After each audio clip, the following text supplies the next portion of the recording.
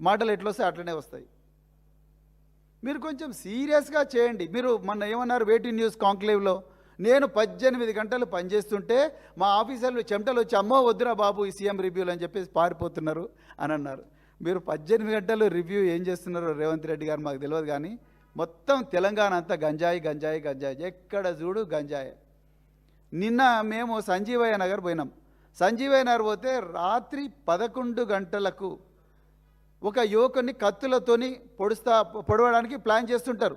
11 గంటల 28 నిమిషాలకు ఆ యువకుడి తల్లి డయల్ 100 కాల్ చేస్తుంది. ఇక్కడనే మీరు ఊసిన డయల్ 100 కాల్ చేస్తే 11 గంటల 28కి డయల్ 100 కాల్ చేస్తే 12 గంటల 30 నిమిషాలకు పోలీసు వాహనం వస్తుంది. అయ్యా రేవంత్ రెడ్డి గారు, ఇది మీ పాలనలో జరుగుతున్నది, మీరే హోంమంత్రి రాష్ట్రానికి. 11:28 కాల్ వస్తే 12:30కి పోలీసు వాహనం పోతే అప్పటికి యువకుడు 8 కత్తిపోట్లు చచ్చిపోయాడు. అందరు గంజాయి తాగున్నారు. అక్కడ ప్రజలు ఏం చెప్తున్నారంటే, సార్ ఇంతకుముందు ఎప్పుడు ఈ పరిస్థితి లేదు, తెలంగాణ అంతా కూడా గంజాయి వ్యాపించింది, అందుకొరకు ఈ గంజాయి బారిన నుంచి తప్పించుకోవడం కోసం మేమే సీసీటీవీ కెమెరాలు పెట్టుకున్నాం.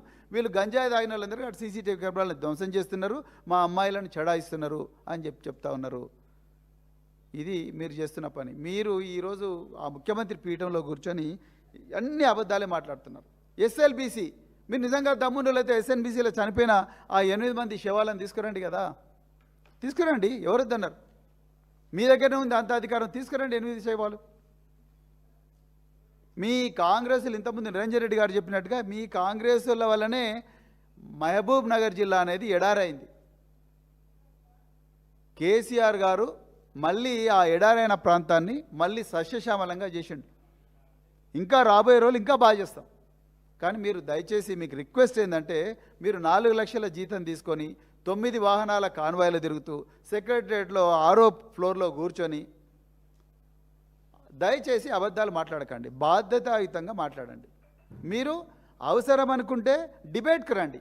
పిల్లల మరి దగ్గర చేద్దామా, చేద్దాము. లేదు కురుమూర్తి దేవాలయం దగ్గర చేద్దామా, చేద్దాము. లేకపోతే అమరాబాద్ అడవులలో చేద్దామా, చేద్దాము. లేకపోతే మీ ఊరైన కొండారెడ్డిపల్లిలో చేద్దామా, చేద్దాము. ఆ సాయిరెడ్డి ఆత్మ కూడా చూస్తుంది, చచ్చిపోయిన సాయిరెడ్డి ఆత్మ. మీ 4 అన్నదమ్ముల పేర్లు రాసి చచ్చిపోయాడు కదా, ఆయన ఆత్మ కూడా చూస్తుంది. ఆ కొండారెడ్డిపల్లిలో చేద్దాం కదా. మీరు డిబేట్కి రండి, కమ్ విత్ ద ఫ్యాక్ట్స్. మీరు ఎందుకు మీరు ఆదిత్యనాథ్ను తీసుకున్నారు?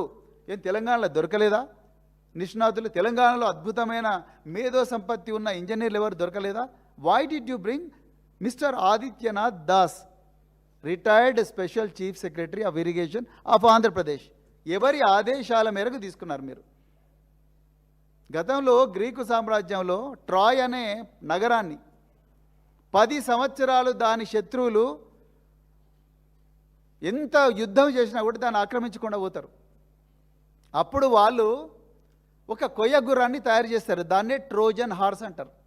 ఆ కొయ్య గుర్రంలో తమ సైనికులందరినీ కూడా ఎక్కించి ఆ గేట్ల దగ్గరికి తీసుకుపోయి, ఇగో మీకు గుర్రం తీసుకొచ్చినామంటే ఆ ట్రాయ్ సైనికులు, ట్రాయ్లో ఉండే ప్రజలందరూ కూడా అమ్మ మాకు గుర్రం వచ్చిందని చెప్పి గేట్లు ఓపెన్ చేస్తారు. ఆ కొయ్య గుర్రం లోపలికి పోతుంది. లోపల పోయిన తర్వాత ఆ కొయ్య గుర్రం లోపల నుండి సైనికులందరూ దిగి ట్రాయ్ పట్టణాన్ని నాశనం చేస్తారు. ఎగ్జాక్ట్గా తెలంగాణలో అదే జరుగుతూ ఉన్నది. కేసీఆర్ గారు 14 సంవత్సరాల పోరాటం చేసి, వీరోచిత పోరాటం చేసి, గతంలో జరిగిన తప్పులు జరగకుండా తెలంగాణను తీసుకొచ్చి, తెలంగాణను ఒక దుర్భేద్యమైన కోటగా, ట్రాయ్ లాంటి ఒక దుర్భేద్యమైన కోటగా నిర్మించి, దానికి పెద్ద గేట్లు పెట్టి ఈ సంపద ఎక్కడికి కూడా పోకూడదు, తెలంగాణ ప్రజలకే చెందాలని చెప్పేసి ట్రాయ్ లాగా నిర్మిస్తే, చంద్రబాబు నాయుడు పైన నరేంద్ర మోడీ, గుజరాతీ కాబూలీ వాలాలు వీళ్ళందరూ కలిసి కొయ్యగుర్రం లాంటి ఒక కొయ్యగుర్రాన్ని, మీలాంటి వారిని ఒక ట్రోజన్ అంటే కొయ్యగుర్రం లాగా మిమ్మల్ని తయారు చేసి 6 గ్యారంటీల ఆశ చూపించి ఆ గేట్లు ఓపెన్ చేయించి లోపలికి తీసుకొచ్చారు. తెలంగాణ ప్రజలు అమాయకులు కాబట్టి మీ మ్యాలీషియస్ ఫైల్స్ ఎట్లయితే మనకు సెల్ ఫోన్లలో ఈమెయిల్లో మెసేజ్లు వస్తాయి కదా, ఇంట్లో కూర్చొని డబ్బులు సంపాదించండి, బెట్టింగ్ యాప్స్ లేకపోతే ఫ్రీ గేమ్ సాఫ్ట్వేర్ అని వస్తాయి కదా, రాగానే మనం నిజమనుకొని క్లిక్ చేస్తాం. క్లిక్ చేయగానే మన కంప్యూటర్ మన సెల్ ఫోన్లో వైరస్ వచ్చేస్తుంది. ఆ విధంగా మీరు లోపలికి ఎంటర్ అయినారు తెలంగాణలో. చంద్రబాబు నాయుడు గారి ఆలోచనలు, వారి ప్లాన్స్ ఇవన్నీ కూడా మీ ద్వారా తెలంగాణ సెక్రటరియేట్కు వచ్చినాయి. దానికి బెస్ట్ ఉదాహరణ ఆదిత్యనాథ్ దాస్. రేవంత్ రెడ్డి గారు నిజంగా మీకు తెలంగాణ మీద ఏమైనా ప్రేమ ఉంటే, మరి ముఖ్యంగా పాలమూరు మీద ప్రేమ ఉంటే ఈరోజే ఆదిత్యనాథ్ దాస్ను ట్రాన్స్ఫర్ చేయండి. ట్రాన్స్ఫర్ కాదు, సారీ, డిస్మిస్ చేయండి, టెర్మినేట్ చేయండి, జీవో ఇవ్వండి ఈరోజే. ఇంతకుముందు నిరంజన్ రెడ్డి గారు అన్నారు, చంద్రబాబు నాయుడు గారు ఎవరండి మాకు ఎన్ఓసి ఇవ్వడానికి? ఆయన ఎవరు? మా భూమి, ఇది మా నీళ్ళు, మా జాగీరు, ఆయన ఎవరు ఇవ్వడానికి? బనకచెర్లలో అక్కడ మేము హెల్ప్ చేస్తే ఇక్కడ కృష్ణాలో మీరు హెల్ప్ చేస్తారా? అందుకొరకేనా మీరు మేడిగడ్డ రిపేర్ చేయకుండా ఉన్నది? ఎవరి చెవుల పూలు పెడుతున్నారు రేవంత్ రెడ్డి గారు? మీరు అంత ఈ డ్రామా అని తెలుస్తుంది తెలంగాణ పిల్లలందరికీ నేను చేతులు జోడించి ఒక్కటే కోరుకుంటున్నా, ఈ డ్రామాను దయచేసి గుర్తించండి. హరిహర వీరమల్లు సినిమాకు మొత్తం కూడా టికెట్ల ధర పెంచుకోవచ్చని జీవో ఇచ్చింది ఎవరు? పవన్ కళ్యాణ్ తెలంగాణకు రప్పించింది ఎవరు? మళ్ళీ పంపించింది ఎవరు? మళ్ళీ రప్పించింది ఎవరు? ఎవరైనా ఏమంటారు? ఇవన్నీ ఈ డ్రామాలన్నీ కూడా విపరీతంగా జరుగుతూ ఉన్నాయి. తెలంగాణ ప్రజలందరూ గుర్తించాలి, మన సంపద మన కళ్ళ ముందరనే దోచుకోవడానికి అద్భుతమైన ప్లాన్ జరుగుతూ ఉన్నది. ఢిల్లీలో నరేంద్ర మోడీ, అమరావతిలో చంద్రబాబు, ఇప్పుడు కొత్తగా కర్ణాటకలో డీకే శివకుమార్. ఈ డీకే శివకుమార్కి వ్యతిరేకంగా రేవంత్ రెడ్డి కొట్లాడతాడా? వాళ్ళే డబ్బులు పంపించారుగా వాల్మీకి కార్పొరేషన్ నుంచి, దాదాపుగా 40 కోట్ల కుంభకోణం. కర్ణాటకలో వాల్మీకి కార్పొరేషన్ నుంచి తెలంగాణలో 2023 ఎలక్షన్లో ఇదే డీకే శివకుమార్ వీళ్ళందరున్న ప్రభుత్వమే వీళ్ళకు డబ్బులు పంపిస్తుంది. అందులో ఒక అతను సూసైడ్ చేసుకుంటాడు, ఒక ఎంప్లాయీ బెంగళూరులో. అమ్మో ఇది ఎక్కడ బయటపడుతుందో అని చెప్పి. ఈ డీకే శివకుమార్ ఇప్పుడు ముఖ్యమంత్రి. ఆయన తుంగభద్ర మీద, భీమా మీద, కృష్ణా మీద ఈయన ఇవన్నీ బ్యారేజీలు కట్టుకుంటూ పోతుంటే మీరు అడ్డుకుంటారా? ఎక్కడి నుంచి అడ్డుకుంటారు? చంద్రబాబు నాయుడు బనకచెర్ల అడ్డుకున్నారా? మీరు పోయి అడుక్కుంటున్నారా ఆయనను? నిజంగా దమ్ముంటే రండి, మరి కొట్లాడి కోదాడ దగ్గర నుంచి కొట్లాడండి, మొదలుపెట్టండి పోరాటం.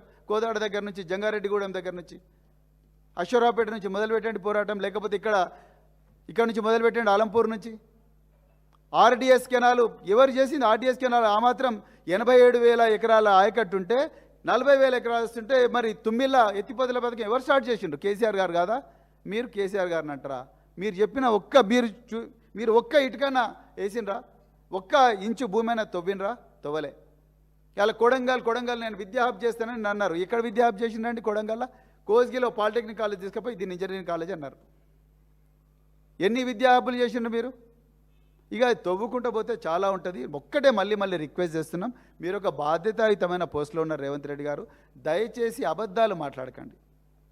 మీరు 4 లక్షల జీతం తీసుకుంటున్నారు, రాజ్యాంగం మీద ప్రమాణం చేసిండ్రు. నేను భయము, పక్షపాతము, ద్వేషం ఇవన్నీ లేకుండా పాలన చేస్తా అని చెప్పిండ్రు. You are expected to speak only truth, only facts, incontrovertible facts.